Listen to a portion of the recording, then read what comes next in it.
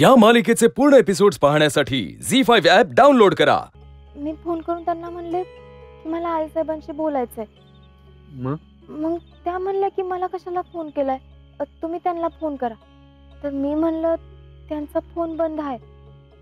तर मला म्हणल्या मग तुम्ही बंगल्यावर जा। मला तर आधी काही कळलंच नाही। मग मी त्यांना म्हणलं की आईसाहेब तर तुमच्याकडे आहेत ना। तर नाही म्हणल्या। काय? होय तर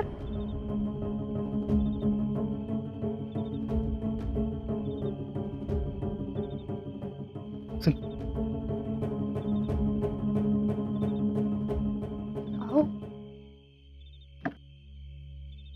काय झालं? होय तर म्हणूनच मला टेन्शन आलंय। अहो त्या तर म्हणल्या गेली 2 वर्ष आईसाहेब त्यांच्या घरी गेल्याच नाहीत। काय सांगते तिथले? तेच तर अहो। तू तू कोणाला बोलली नाहीस ना? मामींना नाही ना सांगितलं? माझं मलाच कळना झालतं। मी मामींना सांगितलं, त्या जरा गडबडीत होत्या म्हणून नंतर फोन करते म्हणल्या। अहो मामीने परत कालवा केला असता तर काय केलं असतं आपण? हा, नशीब ते एक केलंच ते. शितले, तुला सांगत होतो ना या भानगडीत पडू नको म्हणून। अहो तर माझं काय त्यात? मामींचीच तर आयडिया होती की। आता त्या एवढ्या मागं लागल्या होत्या म्हणून मी जरा मदत केली, एवढंच। अगं पण आयडिया त्यांची असली तरी फोन तू केलास ना, फोनवर तूच बोललीस ना। आणि उद्याच्यातनं काय झालं तरी सगळं तुझ्यावर येणार आहे। अहो ते तर माझ्या ध्यानातच नाही आलं। मामीनंच बोलायला सांगायला पाहिजे होतं। तर जाऊ दे, मामीनं बोललं नाहीस ना ते एक बरंच झालं म्हणायचं।